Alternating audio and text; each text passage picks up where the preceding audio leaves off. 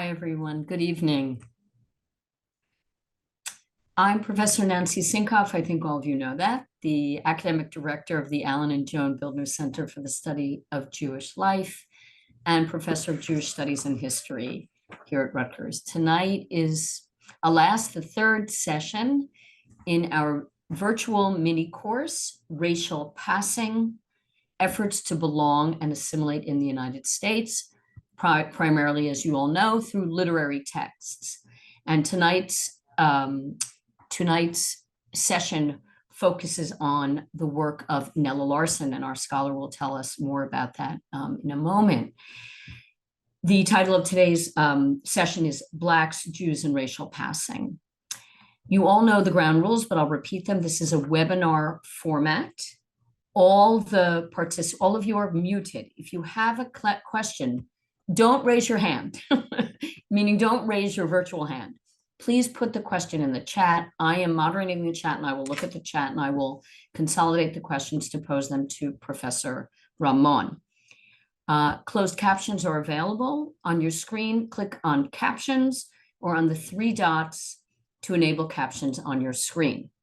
The mini course is being recorded and it will be uploaded to the Bildner Center website if you want to review it or share it. And also remember the texts that Professor Ramon has referred to in the course of the three sessions are also available. So for example, the excerpt from Nella Larsen's passing is available for you, the excerpt from the human stain, the links to Heinrich Heine, etc. So let me again reintroduce Professor Donovan Ramon. He is an assistant professor of English at Southern Illinois University, Edwardsville, and the fall 2023 Bildner Scholar here at Rutgers. He's a native New Yorker. He earned his BA in the honors program at Hunter College, and then his doctorate at Rutgers in African American literature from the Rutgers English department. And he is a specialist in African American literature, and his first book, Striking Features, Psychoanalysis and Racial Passing Narratives, which is coming out in February. And you can already see it on the Barnes & Noble's website. It's got a fantastic, striking cover. What's important to understand is that Professor Ramon has written and thought about racial passing narratives in African American literature and the comparison with the Jewish experience of passing and racial and belonging. And so he has focused his work on narratives by authors like Philip Roth, Alice Dunbar Nelson, and of course, most importantly for tonight, Nella Larsen. So Professor Ramon is going to begin, and as you know, the way we've done it, he will speak and teach for about 20-25 minutes, then we'll take a break, and I will then pose questions to him based on the chat. So please take the opportunity to write into the chat, both regarding the material for tonight and if you have some references to the earlier material as well. So thank you very much for joining us again. And here is Professor Donovan Ramon. Okay, thank you. Good evening, everyone. Thank you to the Bildner Center and Professor Nancy Sinkoff for curating this series. Tonight, we'll focus, as Professor Sinkoff said, we'll focus on Nella Larsen's novel Passing from 1929. This text is the quintessential narrative of racial passing from the 20th century, as it set the stage for subsequent literature on racial passing. For our plan tonight, we will discuss a brief history of Larsen, meditate on the excerpt from the text that is provided to you online, and lastly, we're going to discuss the novel as a whole and its implications for African American and American literatures. Next slide, please. Nella Larsen was born in 1891 in Chicago to a Danish immigrant mother and an Afro-Caribbean father of mixed descent from the Danish West Indies. If you look at the second slide, you see her life dates, but also a picture of her accepting an award in Harlem in 1928. Little is known of her father since he abandoned them in Larsen's youth. Her mother then remarried to Peter Larsen, another Danish immigrant who provided Nella with her new last name, Larsen, L-A-R-S-E-N. So Larsen is of Danish and African-American descent. Oh, I'm sorry. I'm getting notice that the slides are not being shared. Yeah, hold on one second. I can see it, and I see that it's being shared by Matan Kessel. Yeah, I can see it. Me too. I see it as well. Okay, so everyone is saying they can't see the slides. Mm, Sarah, I'm not sure what to do. You want to give it a try? Yeah, I'm getting a lot of notes that it's not being shared. So mhm. let's ask again. Mm, Can Somebody you, else said they can see it. okay, is anyone, I can't, okay, Lisa can see it. Eric says he can't. So Eric and Ron, I don't know what to say because other people, oh, he says it's okay now. Okay. Okay. Okay, we're ready to rock and roll. Thank Okay. you, everyone. All Everyone right. says they can see it now. Can see it now. Okay, They great. see the first slide. They don't see the accepting the award slide. I don't know, There's Professor no Roman, accept- do you want to move There's further? no accepting an award Oh, slide. it's a second slide. The picture of Larson is is the picture of her accepting an award. It's just Oh, I this. see, but we just see her face. Oh, Okay. You can go back to the, Go back to the second slide, the previous one. Yep. There it is. So that picture and the slide that says Nell Larson is her accepting an award in Harlem in 1928.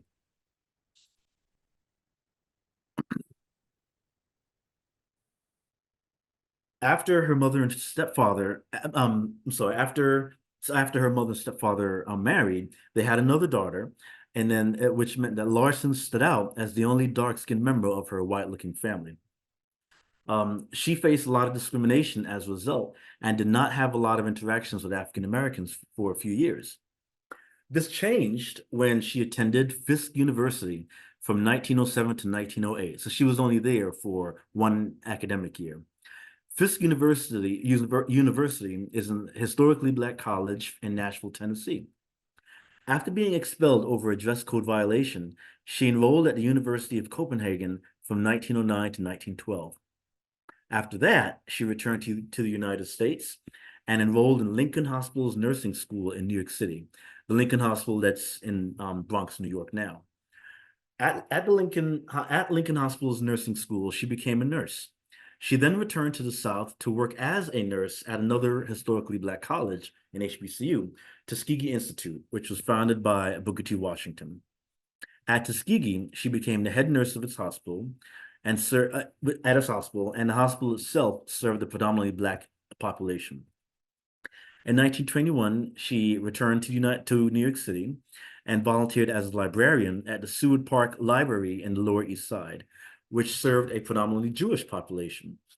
She then transferred to the Harlem branch to serve as a librarian at what is now known as the Schomburg Center for Research and Black Culture on 135th Street and Lenox Avenue.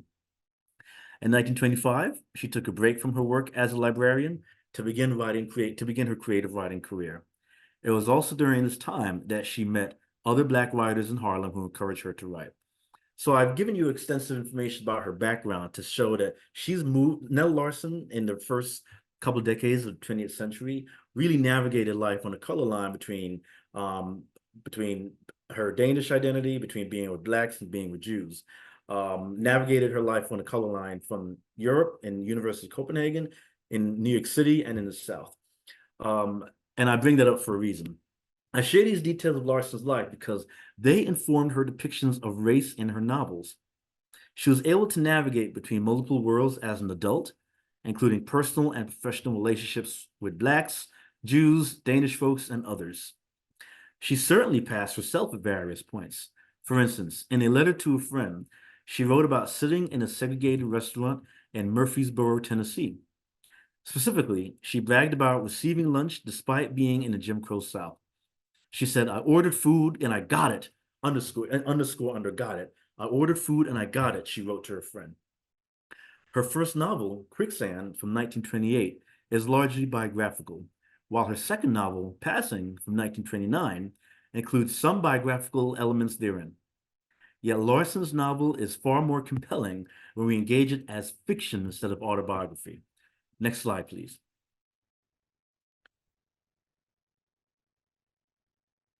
So Larson's Passing is about two Black women in New York City who pretend to be white. Claire Kendry passes full-time, while Irene Redfield passes occasionally. They must both navigate the color line in the early 20th century. Yet Claire's undoing begins Yet Claire's undoing begins when her racist husband finds her at a party with predominantly African Americans at the end of the novel. Larson originally entitled the manuscript Nig, but her publisher, Knopf, forced her to revise it to the less controversial title Passing before publication. The text appeared at the height of the Harlem Renaissance, as I mentioned before, a time of renewed interest and Black artistic creativity, propelled by African American migration from the South to the North. When Larson's Passing came out in April 1929, however, critical reception was mixed and fell primarily along racial lines. White reviewers offered lukewarm commentary, while Black reviewers offered high praise for the novel. So, in a nutshell, the novel came out in April 1929 under the title Passing, which was not her original title. White reviewers were lukewarm, they were ambivalent about the text, whereas Black reviewers they were effusive in their praise. They loved the text, they loved it. For instance, so I'm giving an example now of different praise that Larson received. For instance, W.E.B. Du Bois, whose theories of double consciousness informed racial passing narratives, praised the novel for, quote, its sincerity, its simplicity, and charm, unquote, and told his audience in succinct terms, your job is clear, buy the book. He made this point in summer 1929 in The Crisis, which is the official magazine for the NAACP, with a massive Black readership. Du Bois was joined in praise by Alice Dunbar Nelson, another prominent writer at the time, well, a Black writer at the time, Black Creole writer at the time, who concluded her review by telling her readers, quote, by all events, read the book, unquote. Yet praise from Black reviewers was hardly enough. Passing sold less than 4,000 copies, while sales and critical attention were minimal outside New York City. For decades, few people actually read this book. That is, until Black women scholars stepped in. Beginning in the 1980s, excuse me, Black feminist scholars revisited and reappraised Black women writers, including the work of Nella Larson. Scholar Deborah McDowell at the University of Virginia helped to reignite academic interest in Larson with the publication of an edition of Quicksand and Passing in 1986. So Deborah McDowell, who still teaches at UVA, she edited a collection. Quicksand and Passing were published in a year apart from each other in the 1920s. But her collection, which came out with the Rutgers University Press in 1986, puts the two, her revised edition, puts the two novels together in one edition.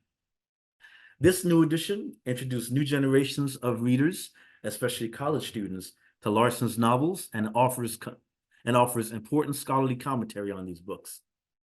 This renewed interest ushered in a new era for Passing.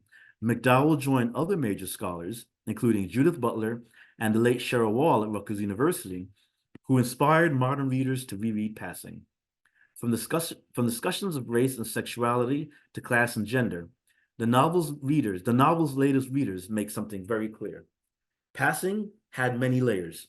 It was compelling, it was powerful, and it struck a major chord when it came to depictions of race in the United States. Perhaps this is because Passing is very much deals with the American phenomenon of race. Last week, I mentioned The Human Stain as an example of Americana, a correlation that is very much present this week with Larson's Passing. In 1929, I edited a journal collection to commemorate the 90th anniversary of its publication, and now I'm going to cite from the introduction. Can we go to the next slide, please? Next slide, please.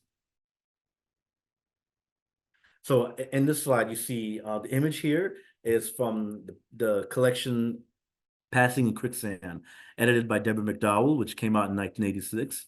If you went to college, say in the past 35 years or so, and you took an American literature or African American literature class, this would have been the edition of Passing that you would have been introduced to. It was the edition that I was introduced to when I was a college student. So now I'm going to quote from what I wrote about Passing almost, I guess, 4 years ago when I edited a collection on Nella Larson's Passing. In the book's 4th paragraph, we glean some of Irene's recollections from her youth.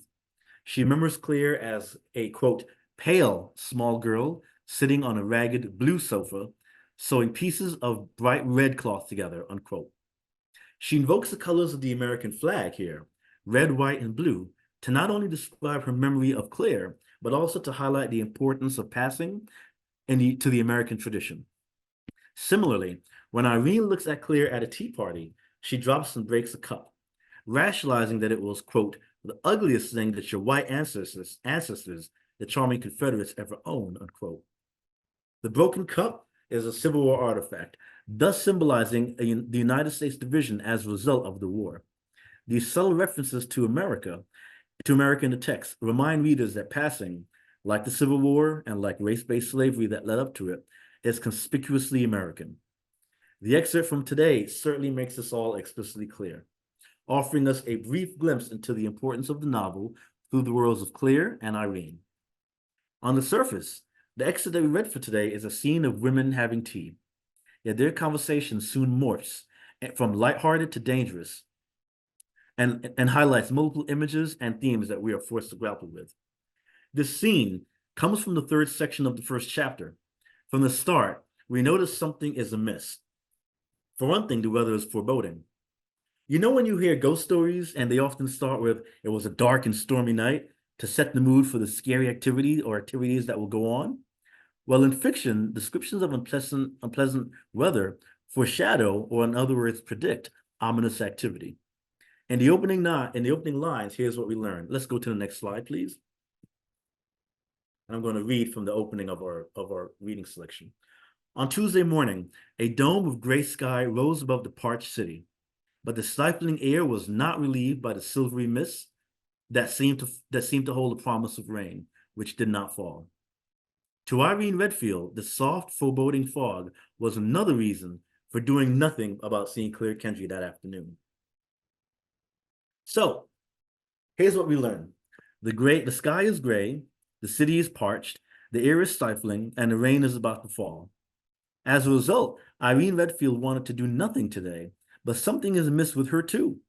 Someone has been calling her phone for hours, but she keeps ignoring the caller. We find out on the next page that it's Claire Kendry, excuse me, her long-lost friend who just wants to invite her over to hang out. The foreboding weather then sets the stage for Irene, who gives in to doing something she does not want to do. What this lets us know as close readers is that nothing is as it seems in this novel called Passing. Indeed, Claire and Irene's relationship exemplifies this. Irene goes to Claire's home despite her initial hesitation or the gloomy weather. While there, she meets yet another friend of theirs, Gertrude, who makes her ill at ease immediately. Since Claire is passing, Irene wonders why she invited Gertrude, since it's initially unclear if she is passing as well. What is clear, though, is that pregnancy is fraught for both Claire and Gertrude, who both feared having darker-skinned children. Claire's daughter is named Marjorie, who is conveniently missing from the narrative. So, they mention her here, but throughout the entire narrative Passing, she's conveniently missing. When she shows up, is to remind readers that passers having children is a fraught endeavor. Let's turn to page 59 and let's go to the next slide, please. I'm going to quote from 59. After taking up her own glass, she informed them, "No, I have no boys and I don't think I'll ever have any. I'm afraid. I nearly died of terror the whole 9 months before Marjorie was born, for fear that she might be dark. Thank goodness she turned out all right. But I'll never risk it again, never. The strain is simply too hellish." In this passage, Claire admits that Marjorie will be her only child because of her fear of having dark-complected children. For Marjorie to, quote, turn out all right, unquote, is Claire's semi-polite euphemism for she turned out looking white. I admit, in light of our last conversation on Coleman Silk, I misread the last line as the stain when I read it again this week. I misread the last line as the stain is simply too hellish. Indeed, it is. Racial passers expecting children must always live in fear that the children will reveal the blackness they sought to conceal. Coleman Silk ended up having 4 children, and each time he worried that the children might come out with darker skin. Remember, his wife Iris did not even know he was black. So if Coleman had dark-skinned children, not only would he have to admit his blackness, but also the fact that he hid it from his wife for the duration of their marriage. For Claire, the risk of having black babies is far too high, so she refuses to even try again. In sum, the potential stain of blackness puts an added level of strain for passing parents. Gertrude is in complete agreement. On page 60, we find out that she was, quote, scared to death, unquote, during her pregnancies, fearing that her children might, quote, turn out dark no matter what color the father and mother are, unquote. At the bottom of page 60, Gertrude makes it explicitly clear that after now having 2 sons, she won't even try to have a girl because, quote, it's awful the way it skips generations and pops out, the it being blackness. She continues, but of course nobody wants a dark child, unquote. Quote, but of course nobody wants a dark child, unquote. No longer able to bite her tongue, Irene finally interjects, one of my boys is dark, unquote. Gertrude is surprised, for all of her conversation with Claire has been about not wanting dark children, while Irene is sitting there the whole time as mother of sons, one of whom is darker skinned. Gertrude is unable to respond. On page 61, we learn that, quote, her mouth flew open. She tried to speak, but could not immediately get the words out. Unquote. Gertrude asks about Irene's husband, but to her surprise, Brian Redfield cannot exactly pass, and neither can their children. I'm going to pause here and take a break, and I'll turn it over to Professor Sinkoff to let me know if there are other questions, if there are questions coming in the chat. Sorry, Mm-hmm. I have to get myself back here. Come on, Okay. come on. Start my video. Ah, there I am. Okay. Yeah, there I am.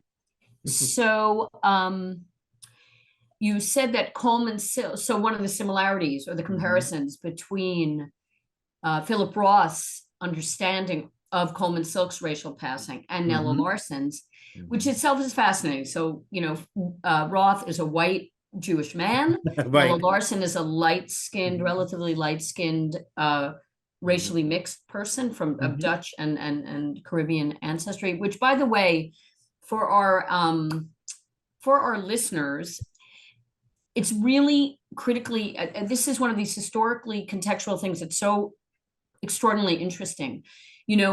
In the Caribbean and in the New World, where you had colonial settlements of white Europeans who had plantations, or whatever they were doing, encountered people of color. Some held slaves, not everyone did, but some did.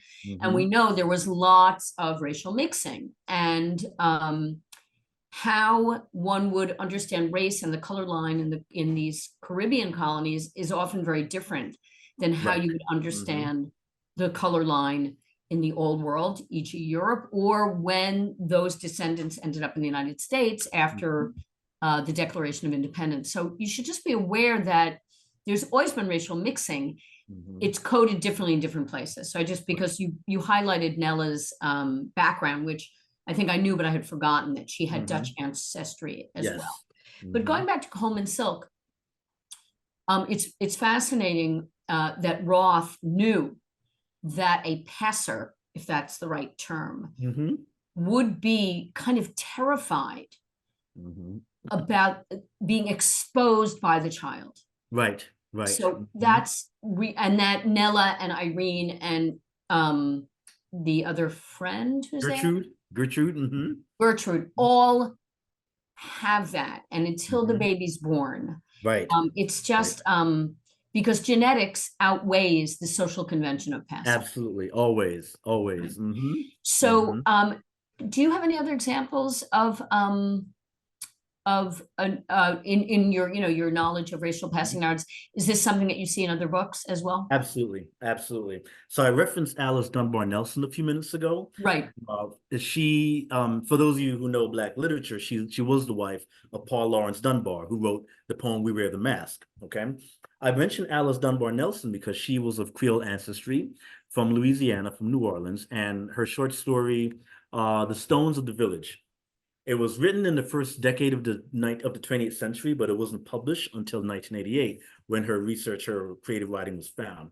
but I suspect it was written sometime between 1900 and 1910. I'm putting it in the chat. So Stones of the Stones Village, of the Village. The of a Stones of the village, Village. Of the village. Of the of village. and it's, okay, got it. I'm just putting it. Alice Dunbar Nelson. Yeah, I got it. And I'm giving it to everyone in case they want to.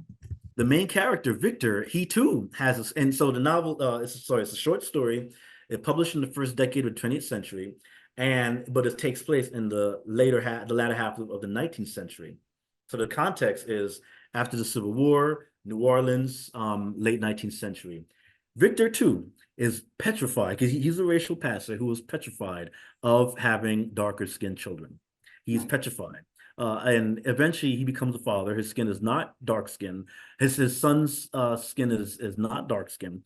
But people who know him say to him, hey, you really want to have another kid? Because this fear that you have might come up again.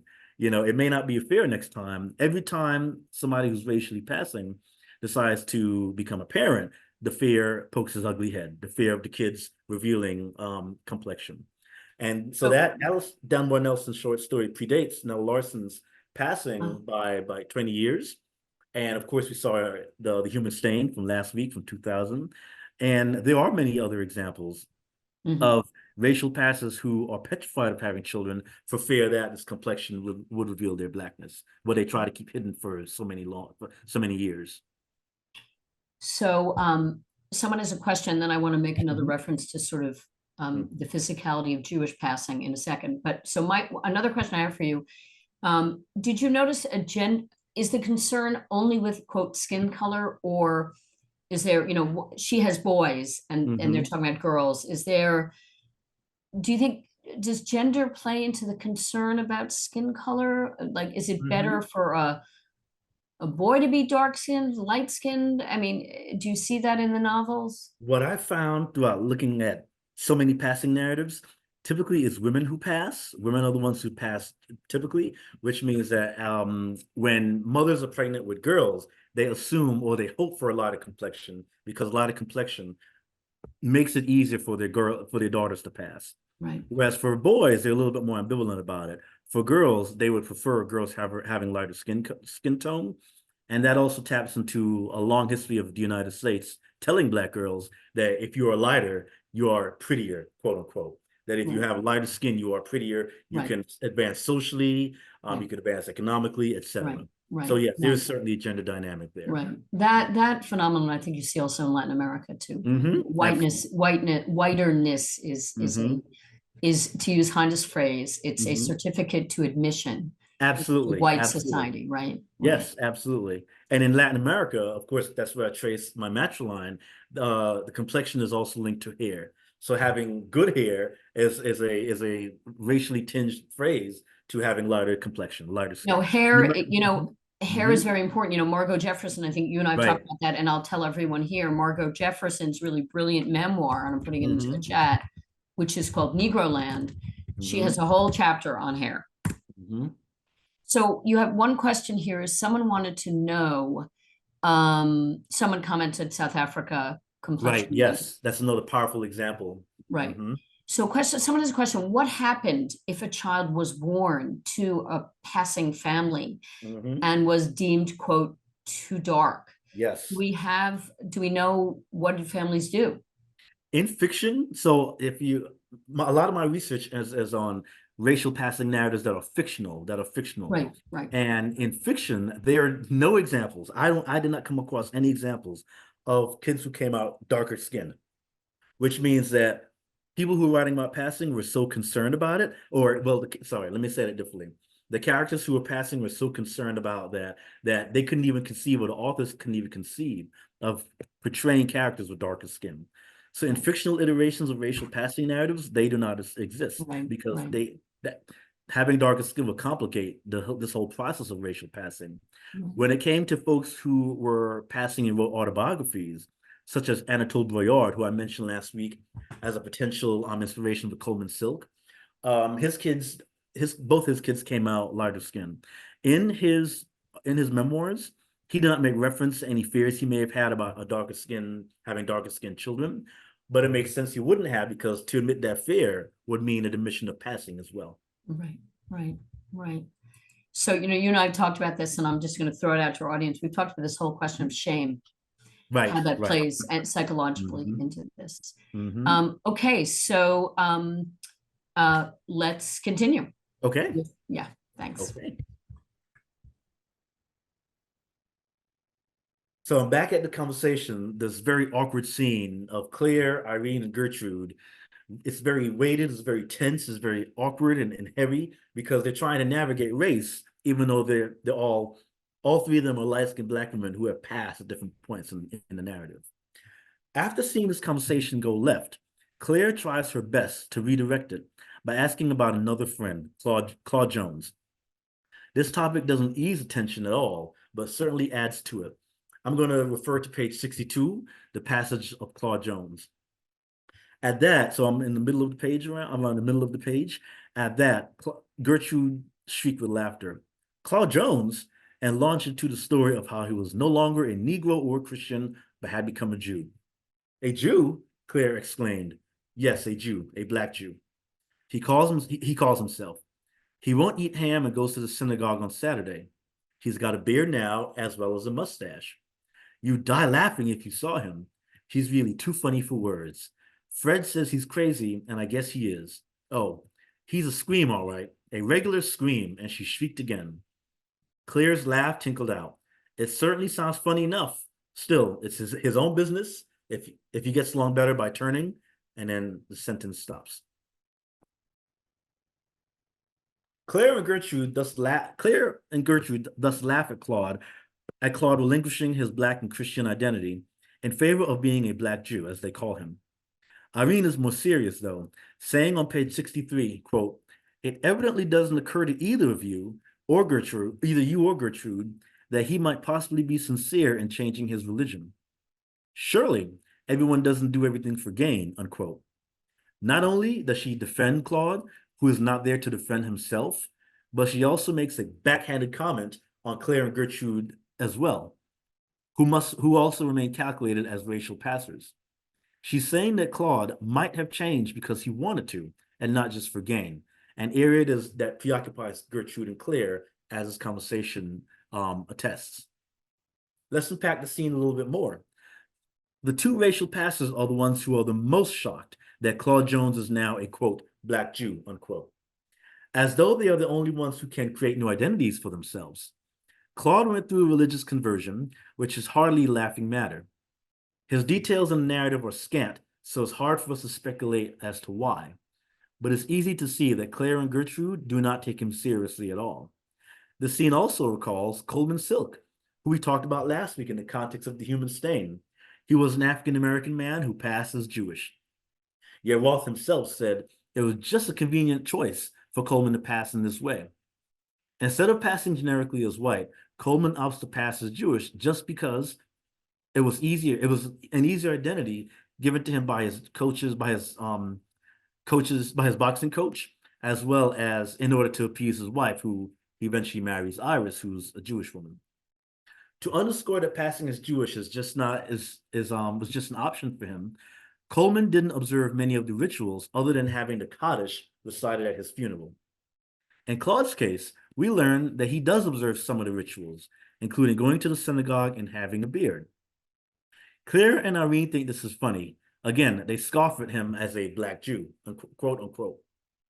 But this is the only image of the novel we have of him. So it's hard to speculate if he's passing as a Jew or indeed was he baptized and assumed a new Jewish identity. Larson certainly worked closely with Jews in New York City and could have drawn inspiration from any of the ones she encountered while serving as a librarian in Lower Manhattan. Yet this fleeting image can serve as a contrast for Irene and Gertrude, who are passing for gain and not fully committed to their newfound whiteness, as Claude seems committed to his newfound identity as Jewish American. This depiction opens the way for the likes of Coleman Silk decades later. After being admonished for laughing at Claude's expense, Claire again tries to change the subject of conversation. I'm turning to page 64. Claire began to talk, staring carefully away from anything that might lead towards race or other thorny subjects. It was the most brilliant exhibition of conversational weightlifting that Irene had ever seen. excuse me. Her words swept over them in charming, well-modulated streams. Her laughs tinkled and pealed. Her little stories sparkled. Yet Irene remains uninterested in Claire's talking. Remember, she didn't want to be there in the first place. As she prepares to leave, she is confronted with quote, the thorny subject of race, unquote. Yet again, Claire's racist, sorry, I misread that. She's confronted with, quote, the thorny subject of race, unquote, yet again. Claire's racist husband, John Bellew, enters the room and greets his wife with, quote, hello, nig, unquote, which of course is the first syllable from in the most racist epithet for African Americans. He is an incredibly racist man who does not know that Claire is black, and who does not know she spends time with other black people in Harlem during his business trips. He also does not know that he says this racial epithet, or the first half of this epithet, in front of her light-skinned African-American friends. By not standing up to him, some could argue that they all are passing in this scene, for it highlights the racist things some white folks say behind closed doors and in the presence of other white folks when there are no African Americans around. The excerpt for today concludes with Bellew's horrible act. He justifies calling his wife, quote, nig, unquote, on the last page of our excerpt. When we were first married, she was white as a lily. But I declare, she's getting darker and darker. His biggest fear is that she will turn into she's getting darker and darker, unquote. His biggest fear is that she will turn into African American, but little does he know, he's already in the presence of African Americans, so the joke's on him. Moreover, this scene also recalls Coleman Silk, of course, who references Lily White throughout The Human Stain. The phrase is used for both Coleman and Claire to emphasize their whiteness, in contrast to their blackness and the black folks who surround them. The irony for both could not be starker. Because they are so concerned about not being black, that they try to be, quote, Lily White. Eventually, though, Claire and Coleman are discovered to be black, which leads to their downfall. Both Irene and Gertrude are visibly uncomfortable in this scene, but can do nothing lest they reveal their friend's race, which has remained hidden. They just laugh awkwardly and shift uncomfortably in their seats. For this scene highlights the inherent danger of passing. As a racist, if Bellew discovers Claire's blackness, which he does at the very end of the text, then Claire's life could have ended prematurely. Moreover, the scene also adds to all the layers of passing. Claire takes passing so far that she marries a racist white man. It's not enough for her to pass and pretend to be white. She takes it a step further by marrying a complete racist to further complicate her identity. As if this man could serve as a cloak for her black ancestry. Similarly, Coleman Silk takes passing as Jewish so far that he marries a Jewish woman, and as Nathan Zuckerman observes, quote, is buried as a Jew as well, unquote. Both Claire and Coleman engage in dangerous sexual liaisons. Coleman with a housekeeper, half his age, and Claire with a violent racist. In fact, later on in the novel, Irene also suggests that Claire might be having an affair with her husband, Brian. So what we could say about all this is that racial passing is often just the tip of the iceberg. When one identity is transgressed, others can be transgressed as well. For Coleman and Claire, it's sexuality. As I mentioned last week, The Human Stain used the Clinton sex scandal to critique political correctness in the 1990s. 7 decades prior, Americans had another preoccupation. There are all types of news stories, rumors, and insinuations about who's passing. It's one of the reasons why Langston Hughes, one of the most prolific writers of the 20th century, wrote a poem about passing and a short story using passing as a primary topic. As we talked about 2 weeks ago, the short story is called Who's Passing for Whom? Indeed, many Americans feared being duped and often ask a variation of this question, who's passing for whom? This is a context that Larson taps into in her novel. The 1920s fear and preoccupation with race and the white American fear that folks are secretly creating newer identities to trick everyone around them. Again, at the end of the text, Bellew discovers that Claire is black, and it doesn't end well for her. The scene that we read for today really foreshadows the novel's end.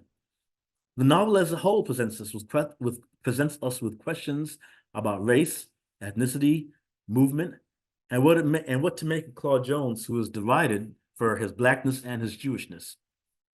Despite the richness of the novel, it was almost lost to history. As I said earlier, Black feminist scholars recovered the text, and it was indeed a Black woman writers course that introduced me to passing as an undergraduate at Hunter College, where I was floored by reading it as a racial whodunit story, meaning who's passing for whom, as layers of passing open up were quite eye-opening for me. Larson's Passing is not the first novel to deal with jumping the color line, yet her novel is a flashpoint for 20th century literature and for racial passing literature specifically, because it explores the slippery definitions of race and racism and class and their intersections in the early 20th century. This novel became the genre-defining passing text. In fact, to get a sense of the scope of passing's continued impact, consider this. Following the 1980s recovery of Larson's work, the reception of virtually all subsequent passing narratives by Black and white authors includes at least a mention of Larson's novel, if not a direct comparison. Case in point, my references to The Human Stain from last week and this week.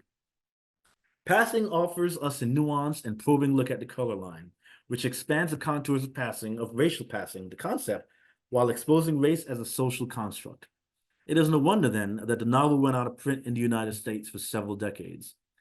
Perhaps the country was not ready to fully admit that the ability to cross the color line implies the presence or perhaps fluidity of the color line in the first place.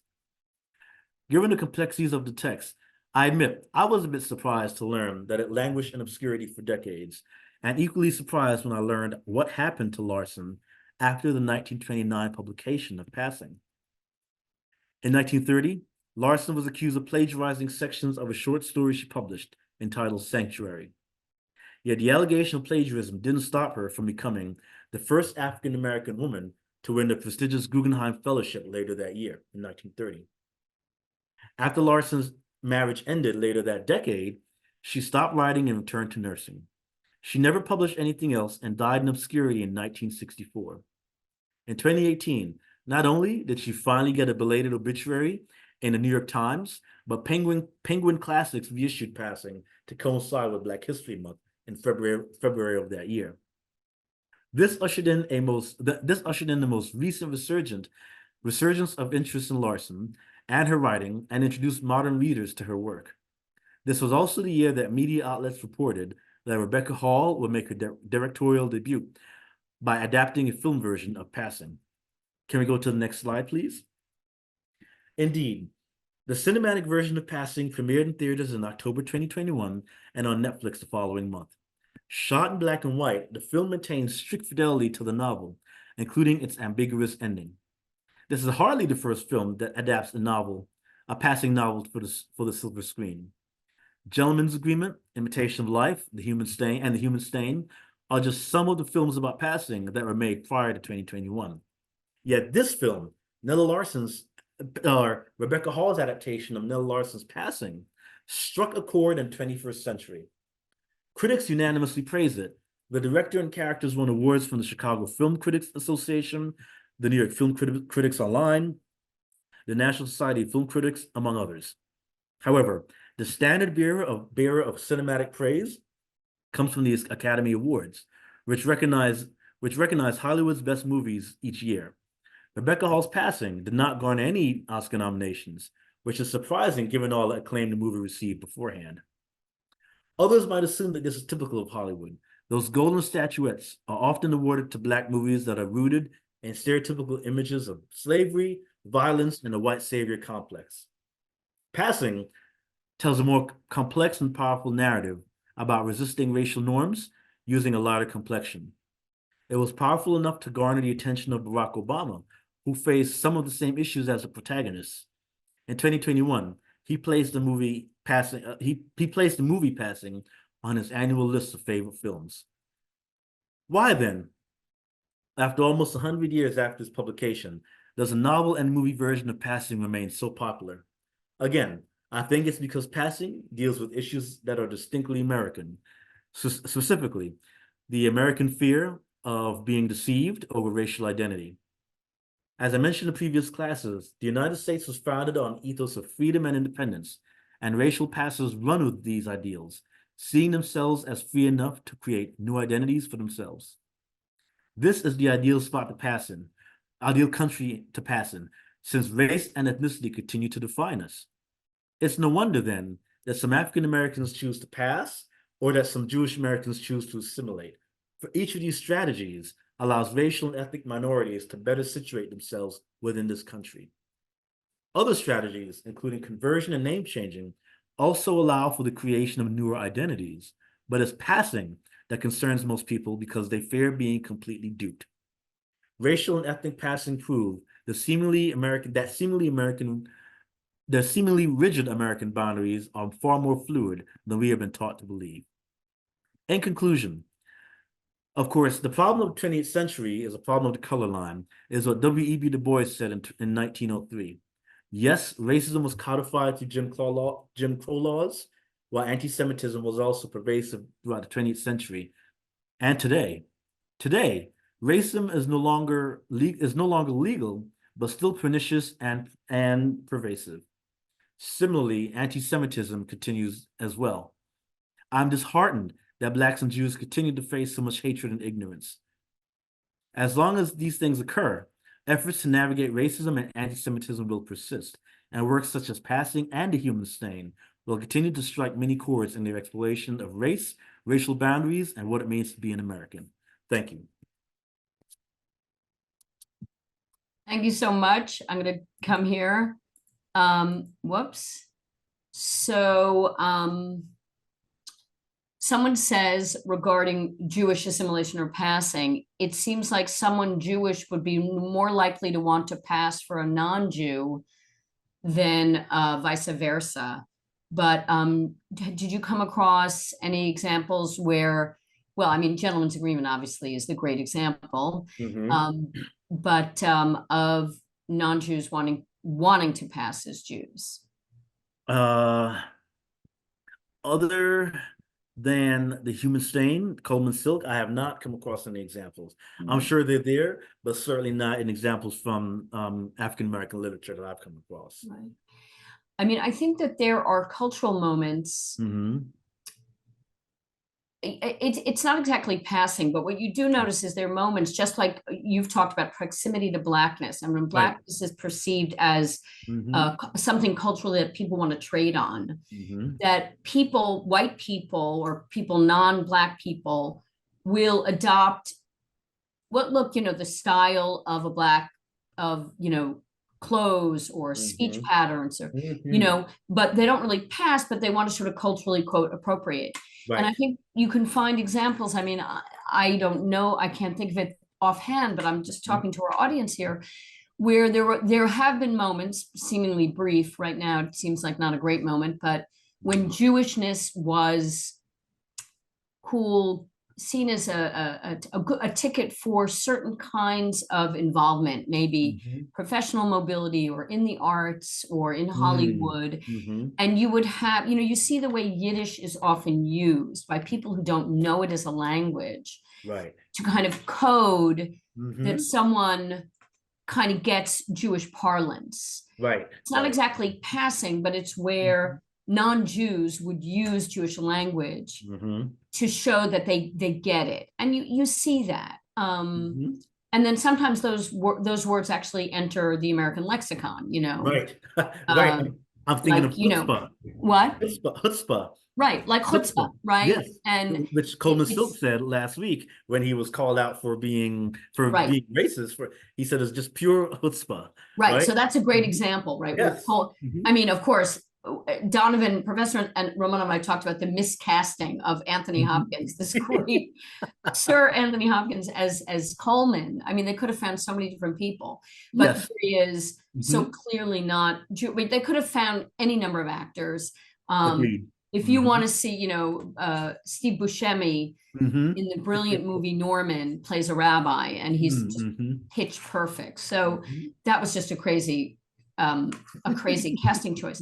So I think you see, again, to the question of Jews, non-Jews wanting to pass as Jews, or people who are white or perceived as white to pass as blacks, you Mhm. or people of color, there is a kind of way that there's an appropriation of language that doesn't maybe go the whole Right. 9 yards. Mhm. Mhm. But you can hear it, you can see it. Right. This Right. story, I mean, it's such a brilliant novel. I Mhm. have to say, it's kind of, I think one of the questions, Professor Ramon, that I find really compelling is why didn't Black critics Mhm. embrace Nella Larson? Hmm. What was it about, and maybe you can't answer, but what was it about the book that Mhm.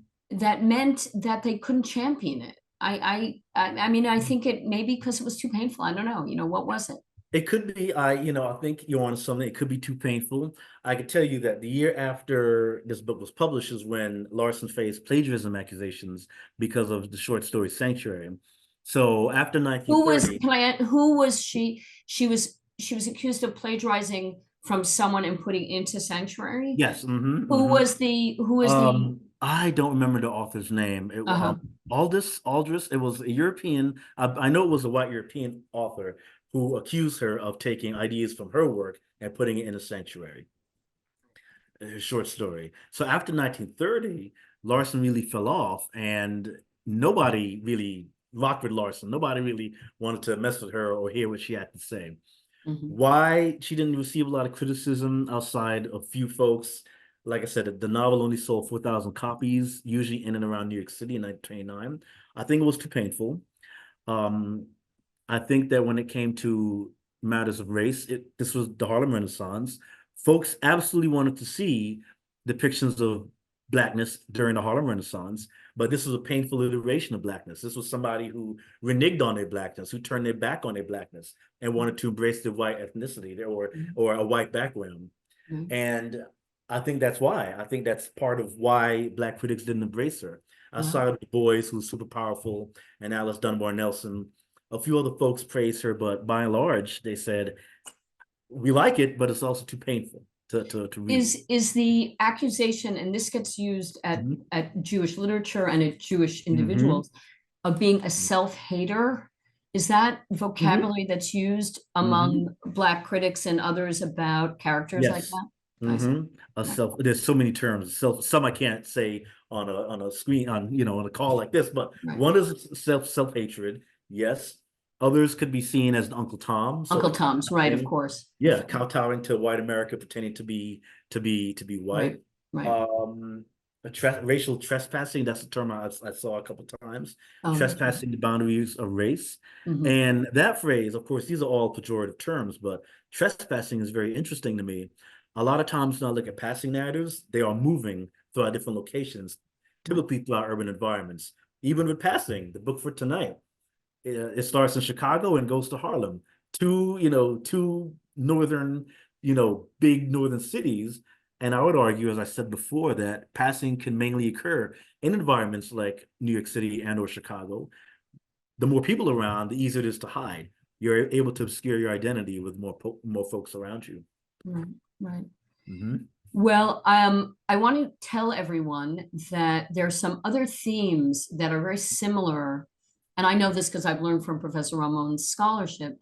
And you see at the beginning of the excerpt here, this Mhm.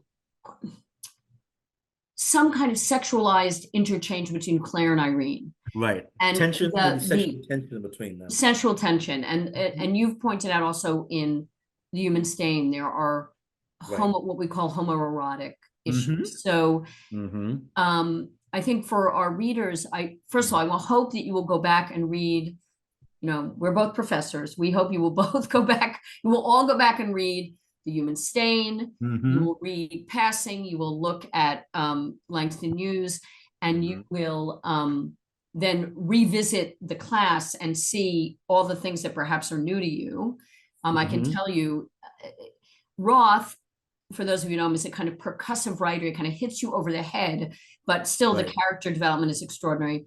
Larson's book is, it's written in a more subtle way, but it's Mhm. so Mhm. rich and so complex, and the characters Yes. so deeply Yes. felt. And Hmm. it has a very ambiguous ending. And Hmm. Roth has less of an ambiguous ending, but nonetheless, there's ambiguity there too. So Right. And with that said, I didn't point this out earlier, but this is the Norton Critical Edition. So the standard scholarly edition of Nell Larson's Passing. I said earlier, the Deborah McDowell edition with the black cover, that's the one that has introduced students to passing and quicksand for the better part of like 3 decades, from 1986 till now. This edition came out in 2010. And now, if you are in school, you're probably going to you're going to get either this edition or some of the excerpts from this edition. So what this has is Nell Larson's Passing full text, as well as the context for passing. So articles about racial passing, articles about the Harlem Renaissance, some of her letters. If you want to get a sense of Larson's writing, she's a beautiful writer, and her letters are equally beautiful. And the letters say a lot about her reactions to race and racism. She too navigated the color line. That's Yeah. why a lot of folks read Quicksand as autobiographical. I don't read Passing as autobiographical. I read it as her observations, what she observed as she navigated the color line in the early 20th century. So also I want to tell everyone that Professor Ramon's book, Fierce, Striking Features, Psychoanalysis and Racial Passing Narratives is going to be, you can pre-order it at Barnes & Noble. Oh, And I let me get also a want to link. remind everyone that together we have organized an academic symposium at Rutgers, March 4th and 5th, and there will be a public program that evening with Professor Ramon in conversation with Professor Rachel Gordon of University of Florida. Professor Gordon will be talking about Laura Hobson's novel and then film adaptation of Gentleman's Agreement, which is about a non-Jew passing as a Jew to expose anti-Semitism. And Professor Ramon will be talking about the adaptation of Larson's novel to the film. So you got a little bit of a taste of that tonight. And they will be in conversation with the film critic, Gene Seymour. So we're entitling that program Not Quite White, Racial Passing in Fiction and Film. So please look out for that publicity from the Builder Center and eBlast about it, because we hope to see you there. That's the evening of March 4th. I want to thank, as always, the Builder Center staff, Sarah Portilla, Matan Kessel, the student who helped us out tonight, Darcy Marr for publicizing our program, Karen Small, the managing director, Robin Auerbach, and Amanda Gravenheist. They're all working behind the scenes all the time to make these things happen. And the last thing I want to remind everyone is that we have a virtual program on January 31st. It's an evening program. You will hear a lecture by a really fantastic scholar, Yehuda Mirsky, who's at Brandeis, and he is an expert in the thinking of Rav Kook, and it's called Mystical Zionism's Surprising Origins, Rav Kook's Early Decades. So I hope you'll look out for that and join us. And to everyone, I hope you enjoy the holiday season. It's the last night of Hanukkah. We're going to move into Christmas and Kwanzaa, the secular New Year. Be safe, and you now have a lot of good reading assignments for your downtime. So please join me in thanking Professor Ramon. Thank you, everyone. I appreciate it. Thank you. This has been a pleasure. Thank you. Good night, everyone. Good night.